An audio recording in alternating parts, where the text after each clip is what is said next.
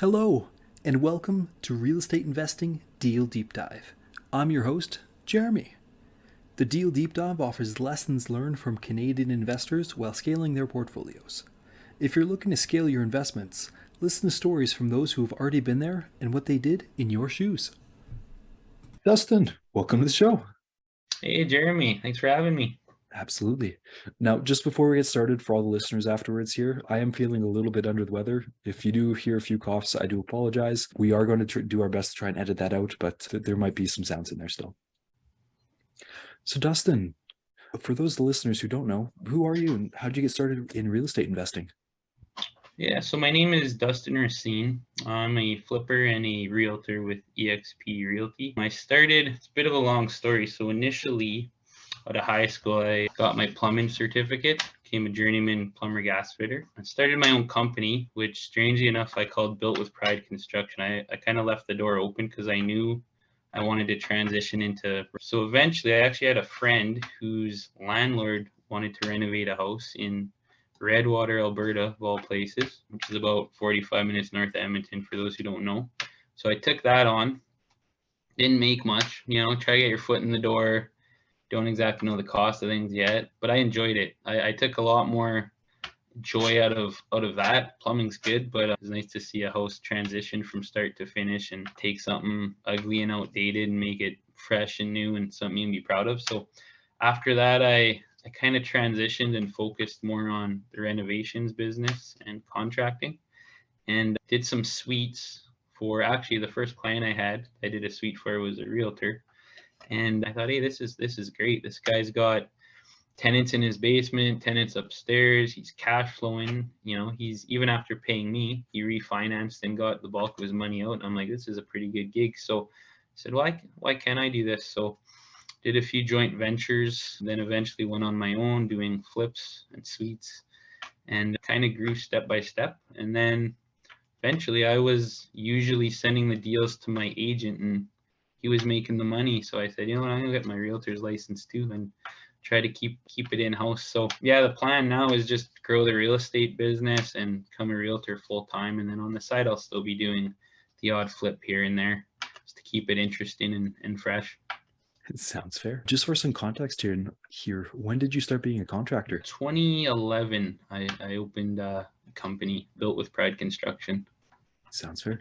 And when did you get your realtor's license? Just a month ago. I have been like dabbling in real estate for years, right? I like trying to find the deals, even when I didn't have the funds or they were tied up in something else. I'd always be on realtor.ca, Kijiji, Marketplace looking for deals. And if I couldn't act on it, I'd be sending it to friends and family and other investors I know.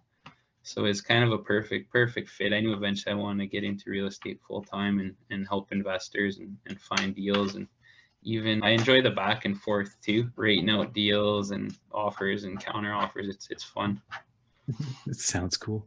Now, we are recording this in the winter of 2022, just for everyone who is listening afterwards, just to give people some context here. Mm-hmm. Now, I've actually been very pleased with some of those deals that you've sent me, by the way. That one bungalow in Thanks. Leduc I was just looking at, I'm like, oh man, this wouldn't quite work, but Mm-hmm. that's why there's negotiations. Yeah, absolutely. Yeah, it's a good deal. Some value there. What are some of the ways that you find actually help with when negotiating a good? So it kind of, you have to play it by ear. It depends on the situation. So I'll preference this by saying when the market's hot and there's a smoking deal and you got multiple offers, you need a clean offer. You got to go in aggressive, and the less conditions, the better. More likelihood of you obviously getting it. On the flip side, though, when we're in a market like we are, if you can put a home inspection condition, and I always view a home inspection as more of a tool for leverage for further negotiations. It's really a win-win. I mean, I know they cost $800-900, but scope the sewer too, without a doubt. I always recommend that because you don't want surprises. And if you go in blind, don't scope the sewer and spend the $200. You could have a $15,000 bill on your hands for a new sewer line. But yeah, what I like to do is, in the off chance, which never happens because there's always something wrong with these old houses, but in the off chance that everything's perfect, you got peace of mind. You know what you're getting into. There's going to be no surprises. But I would rather have a due diligence period, and if there are any repairs, negotiate that and make sure we can get the money off needed to repair it. Anything over and above is a bonus, but especially in the investing sphere, right? You got to look after your client's best interest first and foremost. I'm not in it to do one deal. You know, if I sell a house to a client, it doesn't go well, they won't be contacting me again. They'll be one and done. So integrity is a huge part. That's kind of what I base my business around, and having my client's best interest at hand instead of my own. I want to build a long-term relationship, right, based on trust. And I think that goes a long way. Absolutely. The best businesses are based completely on relationships. So yeah, absolutely. I'm glad to hear you bring that up. Thank you. So we'll hop into our first segment here. What's the best deal you've ever done? What was the plan and what went right or wrong?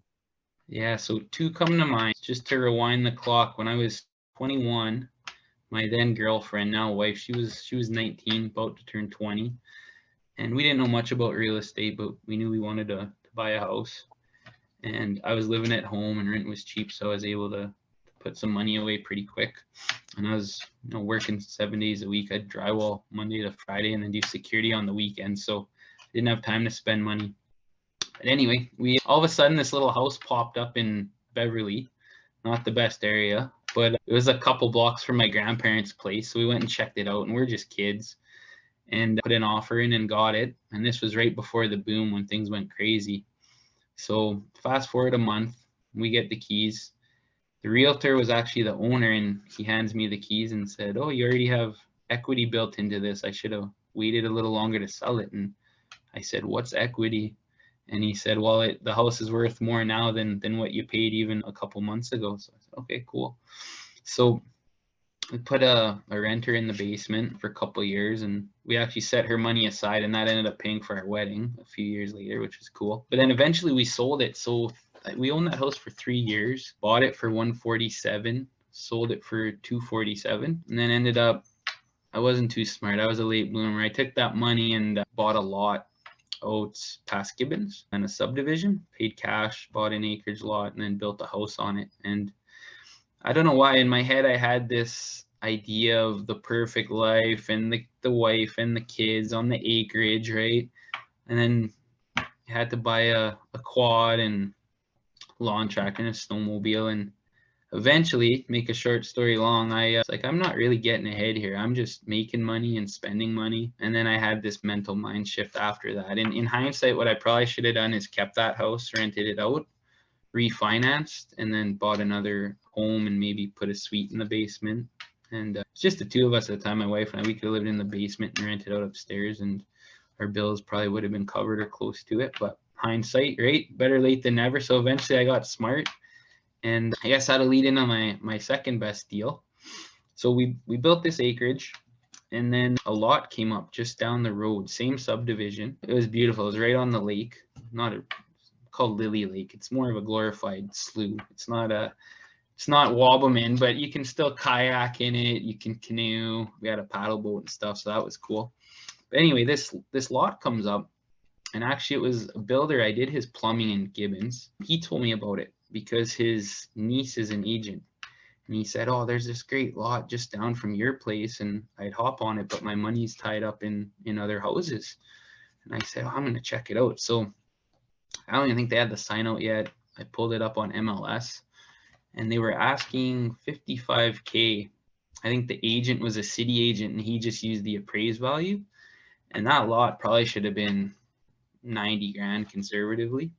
So I hopped all over it, called the agent, and he said, "Well, the owners, they're out of town right now, and they're older, so they don't do DocuSign.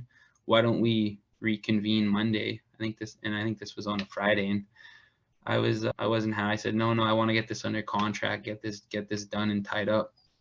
So we went and met at his office, signed the papers, ended up getting it for 50K, and held on to it for a couple of years, and then eventually built the house. It's about an 1,800 square foot bungalow. I did a self build, did a bunch of the work myself just to save money. And a side note, for those who don't know, there aren't many banks who do construction mortgages on self builds. The only ones I know of are ATB and Service. And so we went with ATB, and they were great. Another benefit with ATB is they'll do 75% loan to value, whereas most lenders will only do 50. Little tidbit for anyone who's thinking of doing a self-build. But yeah, I had a spreadsheet. I was tracking all my expenses, and we were into that house for 430 with the land and everything. We lived there a couple of years, and then we sold it for 580. So that was a nice cash out, and obviously it's all tax free because it was our personal residence. So yeah, that helped a lot. And then after that, I finally got smart and started taking that money and investing it instead of spending it. That is awesome. I want to break down some of the things that you have mentioned here. What is a self-build? Basically, it's when you're your own contractor. So you're looking after, and the hardest part is that I didn't mind the build so much. I actually found new builds in a lot of ways are easier than renos and doing suites on these like 1960s bungalows, because there's a process, there's a step-by-step process, and there's far less headaches. Everything's new. So I mean, it took me about 8-9 months start to finish, but I actually found it, the most stressful part was dealing with the bank, because like any lender, you'd hit certain stages and you'd be due a draw, and they send out an appraiser. And I found that the appraisals, as you're going through, they had the first draw was lockup stage, they called it. So you had to have your framing done, your doors on, your foundation poured, weeping tile, backfilled, services to the house. So you do need some money on the sidelines just to get you through the draw stages, because they'll be ultra conservative with their appraisals throughout the whole process, because they don't want to put themselves at a disadvantage. And then they kind of backload it. So that last, when you're finally done, you get a nice big chunk at the end. But you do, just so people are aware, you got to have some money on the sidelines to do a self-build. In the end, it's worth it, especially if you're doing some of the work yourself. You can gain a lot of equity. But yeah, just be prepared and have some money on the sidelines just in case. Do you have a rough rule of thumb on how much money should be on the side?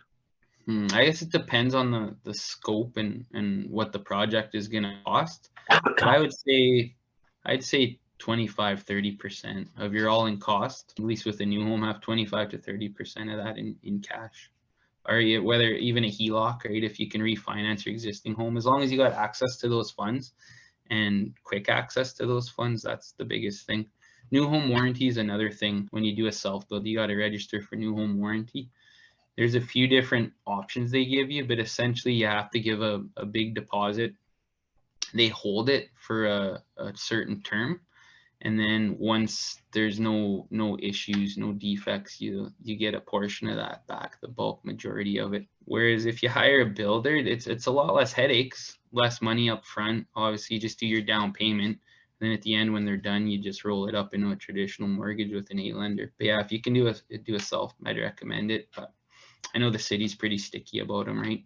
But this was out on an acreage, so whole nother story.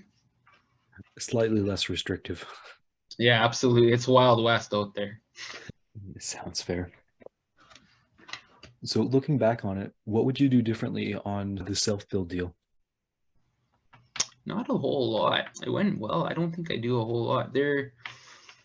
Actually, one thing I would do different, I did my own cistern, which in hindsight wasn't the smartest thing. You know, I'm a plumber. I can install a cistern, right? So I had my excavator, dug the hole. We had a company come out. They'll deliver the tank to you and drop it in the hole.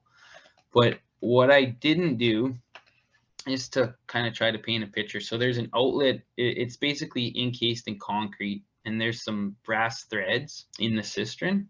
So you put a fitting on there, and then that's your water. It's called a barb fitting. So you screw this fitting in, attach your hose, run it under the footing into your house. So what I did was this outlet, these threads were about a foot off the ground. So I hooked my pipe up to it, ran in the house, right? Well, I found out after we moved in, the line had actually sheared off. So what I should have done is put a 90 and run the pipe to the bottom of my excavation and then run it to the house. Because what happens is all that excavated earth, there's a void now.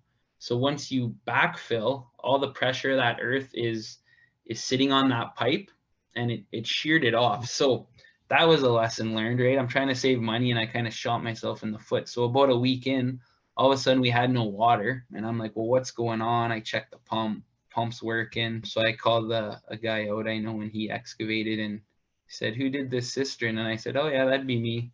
And he said, "Well, next time call me, and if you're going to do it yourself, make sure that you 90 directly out of the cistern down to the bottom of your excavation and run your pipe along there." That's one thing I wouldn't do that again. I'd probably just hire the pros. Sounds fair. For all the city dwellers, what is a cistern? Cistern's basically a holding tank for your water. Basically a concrete tank in the ground, and you call a delivery truck and they bring your water out to you. It's got a low level alarm, so you know when you can set the float to whatever you want, usually 25%, and then that way when you do run out of water, you get an alarm and you still have 3 or 4 days of water left. Yeah, and then you call the water guy. You can haul it yourself too, but by the time you buy a 3/4 ton truck, a trailer, and a holding tank, probably better just call somebody. Growing up, I really wish we had an alarm like you did. Yeah, right. What did you guys do? Did you take the long stick and put it down and see where the water level was? Yeah, Yeah. I tried to get a little smarter in my teenage years and bring a flashlight, and it didn't work any well, or any well. Anyways, so I went back to the stick method. So Yeah, it's not fun, especially when it's -30 in the middle of winter. mhm. Dad's going, "Hey Jeremy, go check the cistern, see if we need water yet." What was really fun is one year my brother was learning how to do snow removal, and he pushed Mhm. all. We have a great big driveway growing up, and he went Mhm. and put all the snow on top of the cistern. So Oh no. I had to shovel my way to the cistern in order to try and dip the stick, and like Mhm. everything was frozen over and all ice, and I'm trying to chip out of this so I can see if we have enough water.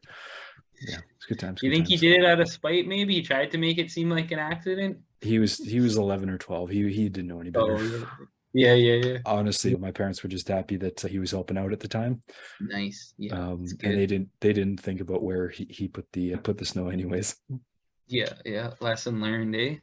Absolutely. Mhm. Sounds good. So we'll switch gears here a little bit. What was the Sure. worst deal you've ever done? What was the plan and what went right or wrong? Worst deal, the flip I just finished. I got caught in a down market. So Uh, yeah, back in the spring, things were chugging along. Interest rates were low. I bought a house in Fulton Place, which for those who don't know is just south of the river, kind of Capilano area. Good neighborhood. So paid 336 for that. They had renters in there, so they had to give them 90 days. I thought strategically I was making a smart move because in my mind I'm like, oh, if, we're getting some crazy increases, appreciation's taken off. I thought we were just starting down here and it was gonna do this and keep increasing. So anyway, I thought, wow, they need 90 days to get out. I'll have equity when I move in. Do the reno in 3-4 months and away we go.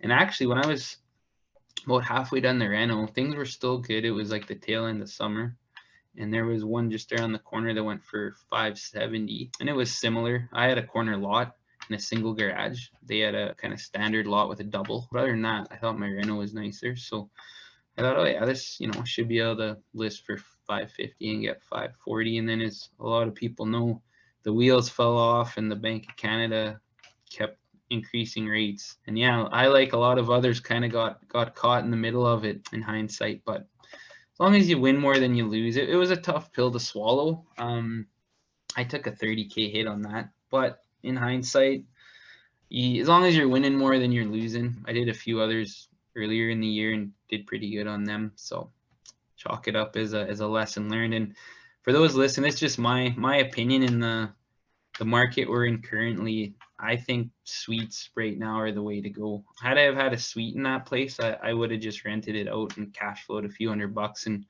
waited the market out until things got better. But it was a single family home. It was meant for a family, and I would have been losing a few $100 a month. And I had about 200K tied up in there, so I sold it, took out my 170, and deploy it elsewhere. And still, it didn't discourage me. Right, got to keep moving forward. But I find with suites, especially in recessionary periods, they're actually in higher demand. Even before, when I was general contracting, a lot of my friends are in the trades, and things would slow down, new home building would slow down, and our niche market was legal suites, and we actually got busier. And I find investors are always looking for suites; they're always on the prowl. But when things are tight and people are having issues making the bills, there's actually a lot of homeowners looking for suites, whether, it makes sense. They're going to live in the basement and rent out upstairs or vice versa. They're looking for ways to decrease the stress on bills and supplement their income. Mm-hmm. So yeah, I think right now suites are the way to go. Then you got a plan A if you can sell it. If you can't, rent it out and hold it long term, or do the BRRRR refinance and roll it into the next one. So yeah, flips, they all look good. Everybody's got their Facebook videos and HGTV. They can do it in 20 minutes, but it's not all it's cracked up to be, that's for sure. You can make good money, but I think you have to be ultra conservative with your numbers. Make sure there's good spread there. I usually, when I'm running the numbers, 50K is kind of my goal. Usually ends up being closer to 35 or 40, because it seems like reno, especially now at the cost of material and labor, where it's pretty easy to go over. And then another thing too is turnkey, right? I know flips are, everybody wants their social media content and look what I'm doing, which is great. It's good. And I know you're kind of marketing too, so it's understandable. But the other thing too, I think that's important, especially for people first starting out, is tracking your expenses, because it's easy to miss a lot of things. I've got a spreadsheet, and pretty much every weekend I'll sit down and I'll pull up my bank statements. So I buy everything through the corporation, which is nice. I'll pull up my bank statements and my Home Depot card, and I'll enter absolutely everything. Even if it's like rags I have to buy at Home Depot or a bit, every little item gets entered. And then everything, property taxes, your lender fees to your private lender if you have one, if you're hiring someone for snow removal or lawn maintenance, legal fees, realtor fees, everything. You want to have everything down to a T. And it's not even so much for tracking that job. It's so you have a case study, so you know what your numbers were on the last one, and then you can adjust accordingly and know where you need to be going forward on the next one. So you got your spread before you even write an offer. You know where your numbers need to be. That's key. 100%. Absolutely love it. Not tracking what you have done previously to adjust in the future is one mistake that I know many investors have made. So thank you very much. Yeah, absolutely. Hey, thank you very much for giving people a platform, because when I'm not on here, I'm on the other end on Spotify listening and trying to learn and grow like everybody else. So I appreciate you having something like this. And it's cool with, like, think about the times we're in, where if you have a question or an inquiry, you've got so many different resources, whether it's you got podcasts, you can go on Reddit, post on a forum, YouTube videos, Facebook group. It's just crazy. When I was younger, we had Monopoly and Rich Dad, Poor Dad. That was about it, which nothing wrong with that, but books are great, but you're kind of limited to whatever's in there, right? It's not like you can just, you have a specific question, you can't reach out to the author and ask it. If you have a specific question, in general, just hit up Google or reach out to somebody like yourself or a mentor and get your questions answered pretty quick.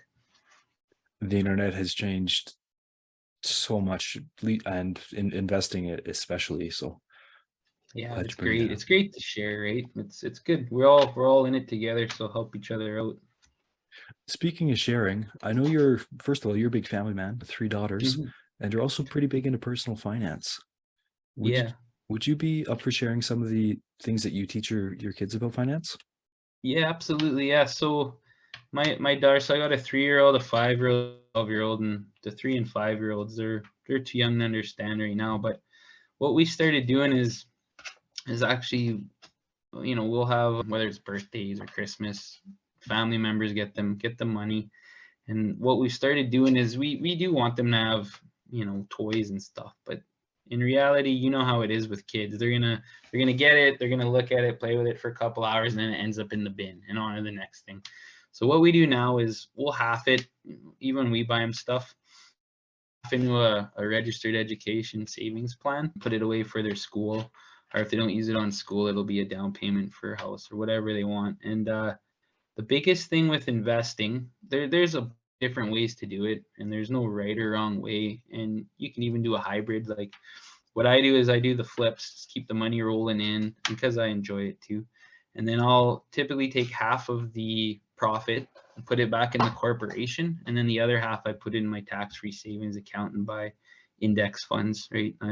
I just got one VFV. It's called, it mimics the SP 500. The thing with that is it's kind of counterproductive being as we're on a real estate show, but it doesn't hurt to have options. So I max out my TFSA every year. And there's a thing called the rule of 72, and it has to do with compounding. So what you do is whatever your anticipated annual rate of return is, let's say 10%, divide 72, and it'll punch out 7.2. So that 7.2 years is the amount of time it's going to take for your money to double. And it'll blow your mind if you Google investment calculator, especially if you're young.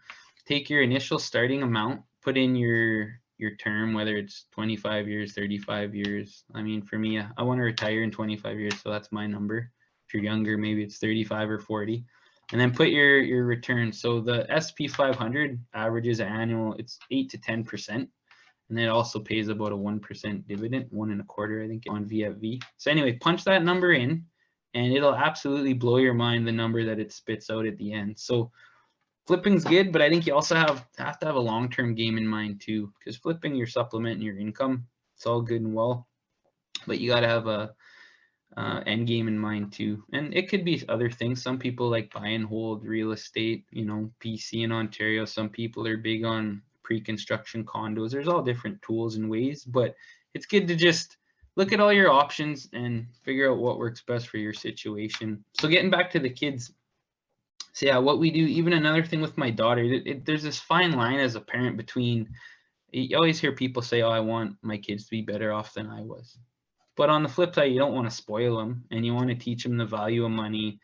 You want to teach them what an asset is and what's a liability and interest rates and all the rest of it, because the school system isn't going to teach them. So it's responsibilities on us to teach our kids and those around us. So even my eldest daughter, she's 12, I said to my wife, when she's older and has her first full-time job, I'm going to tell her, work as hard as you can, put in as many hours as you can, and whatever you can save, I'll match it. And we'll put that away in in your RESP, or in, well, when she's 18, a tax-free savings account or whatever. We'll invest it, just set it and forget it. And then that way you're incentivizing your kids without spoiling them. They're still putting in the effort and you're helping them along. Because I think too many people, when they get to a certain stage, spoiling the crap out of your kids doesn't teach them anything. There's a reason why 80% of millionaires are self-made, right? And most of them come from humble beginnings, is because you had to be independent, had to work for what you have. And I think the most important thing about just being successful is you got to be motivated and persevere. And that's one of those things you can't really teach. You either have it or you don't.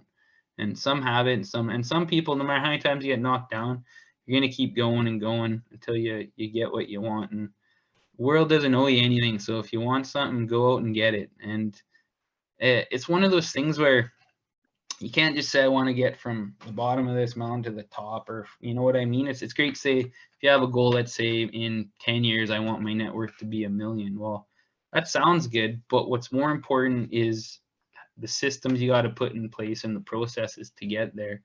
And you got to have kind of measurable incremental steps, and you got to be able to track them too. So, it's great to say, I want to be worth, net worth of $1 million. Well, what are you going to do? Are you going to do real estate? So that's why with stuff like this podcast and all the other resources and tools at your disposal, educate yourself, figure out what you want to do, make a plan, and go forward. And there's a book, it's called The Compounding Effect. I ordered it on Amazon, and I thought it was literally about the compounding of money, but it was actually kind of a self-help, self-improvement book. And it was about compound in your life, and just how every day, if you're doing the little things right, you don't really realize at the time, but if you're consistent and you're working hard every day, putting a little bit of money aside and just making good decisions and being smart over time, so it's going to compound, and then you'll see the results and it'll pay off tenfold. Absolutely. Little habits that make up your life will make up your life. So 100%. Absolutely. Yeah. Great advice. So what advice would you have for investors in your area who are looking to scale their business? I'd say scale, but scale slowly. Maybe slowly is not the right word, but grow accordingly, I guess, because too many businesses, they get a little money drunk and they have a little bit of success and then they go all in. And I've seen it with builders I've worked for and all kinds of things. Is it's all good when times when you got to always have kind of a plan B, and you got to be able to still keep things under control, right? Even myself, I do some work for an investor out of Ontario, pretty much exclusively the last year and a half. I've been in suites for him, and then on my flips on top of it.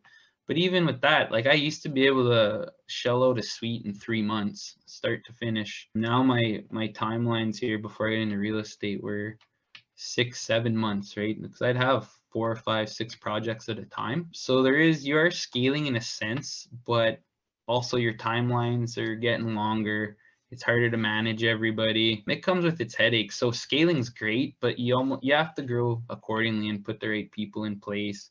And that's kind of been a bit of an adjustment period for me to delegating, because I'm almost hands-on to a fault sometimes. So there is a difference obviously between working in your business and working on your business. So I think it's good to every so often take a step back and kind of, instead of running around like a chicken with your head cut off from site to site to site, take a step back and think about who's doing what, how you can be more organized. Maybe it's little things like implementing like a checklist. Maybe you send a spec sheet to trades, right? Instead of just saying, hey, here's my blueprints, how much to do the electrical. You put a spec sheet and you say, okay, I want 6 pot lights here. I want new feeds to the kitchen on the main floor for the dishwasher and the over-the-range microwave, counter plugs, fridge plug. You itemize everything, just little stuff. And it doesn't take a lot of time. Save it on your computer. And now when you go to get a quote, it just simplifies everything and streamlines everything. So I think it's just healthy to take a step back and look at your business every so often and just say, how can I make things more efficient instead of always looking externally, and I know there's some things out of your control, whether it's suppliers, windows are on back order. Maybe I know, right? You roll your eyes, you're like, oh yeah, windows. I know we've all been there, right? Started on Windows. I know, right? It's ridiculous. But one thing you could do is maybe if you're in the process of purchasing a home, when you're doing your due diligence process, you're doing your home inspection, maybe you can get in there and pre-measure all the windows. And then as soon as you close on the deal, you're calling your window supplier and ordering them up. Things like that. Always just trying to improve and analyze and get better as you go. That's what it's all about. I don't know if you know, I know you were at our last meetup over at our St. Albert flip. We actually had the windows in the warehouse waiting for us before we even got the keys. Oh, beautiful. There you go. Yeah. How'd you pull that off? We ordered the windows and they told us it'd be 3 to 4 weeks, or 4 to 5 weeks, I should say. So we were, after we had confirmation of possession, we ordered them right then and there, and we were waiting and we actually got delayed possession 2.5 weeks, almost 3. So the windows were waiting for us a week before we even had possession of the house. Nice, well played. Yeah, the windows are waiting for you instead of you waiting for the windows, eh? Yeah, gotta love it. Was that a local supplier? Yeah. Nice. Yeah, we'll talk about that supplier off air here, but yeah, 100%. Yeah, wink, wink, nudge, nudge. We learned from our previous deal, so yeah, fair enough. They were also a lot cheaper. Yeah, I think I know who you're talking about. Are they supply only? Nope, they installed too. Oh, okay. I'm thinking of somebody else. There's a local manufacturer here in Edmonton that their turnaround time's pretty quick. They're supply only, so you gotta measure them, send them the specs, order them yourself, and then away you go and get your own installer. That might be the way to go here as well. Yeah. That's good. Perfect. So just before we wrap up here, where can people find out more about you? So you can check me out at www.dustinrealty.ca. You can email me, dustin.racine, that's RACINE, at exprealty.com. Check me out on Facebook if you want, just enter my name. And yeah, always here and always down to talk investing in real estate and touch base and yeah, help each other out. Sounds good. Well, Dustin, thank you very much. Yeah, thank you for having me, Jeremy. Take care. Well, guys, that is our episode with Dustin Racine. I hope you enjoyed today's episode, and I hope you got to learn something from it as well. If you did learn something, we ask you hit the like button and share the episode so that we can help more people invest safely and confidently in Canadian real estate. Until next time, guys, happy house hunting.